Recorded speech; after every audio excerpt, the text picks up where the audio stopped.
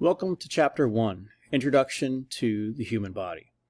So we're going to start off with talking about anatomy and physiology. So people throw those terms around a lot. There's a difference between the two.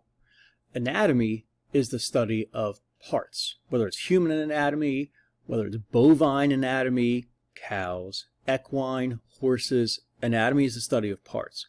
Physiology is the study of function. So it's the study of how do those parts work and how do they work in conjunction with each other. So here's an example I like to use. You have two mechanics, mechanic A, mechanic B. You take your car sounds like it's there's something going on with it, okay? There's some clunking or whatever, and you're having trouble driving it. Okay, so you take it to mechanic A, and you say to mechanic A, hey, do me a favor, can you take a look at my car? And she says, sure, I'm an expert in anatomy. I know all the different parts of the car, and I can take your car apart, and I can put it back together, and I can name all the different parts. I'm really good at fixing cars. Awesome. Your neighbor says, you know what? You should probably go to mechanic B, because mechanic B knows anatomy and physiology.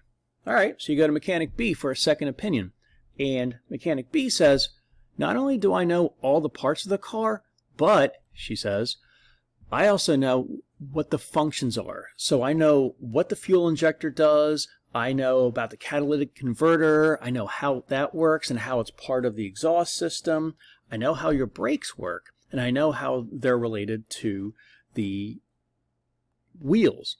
I don't know much about cars, so I'm grasping at straws here, okay? But hear me out here. So there's a definite advantage to knowing the physiology in addition to the anatomy, because the physiology might help you diagnose what's wrong with your patient, might help your mechanic diagnose what's wrong with your car better. It's important to know the parts, but it's very important to know their function as well. Okay? As far as anatomy goes, there are two kinds of anatomy, generally two kinds of anatomy. There's anatomy that you can see with your naked eyes. We call that gross anatomy. Not gross like, ew, but gross anatomy, you can see it with your naked eyes. So for example, this figure right here of the brain. You can see that with your naked eyes. You don't need any tools. You don't need any optical tools to help you out. Versus microscopic anatomy is looking through a microscope or some other instrument that helps you see better. Okay, so gross anatomy is macroscopic anatomy. Microscopic anatomy is looking at small things with the aid of a microscope.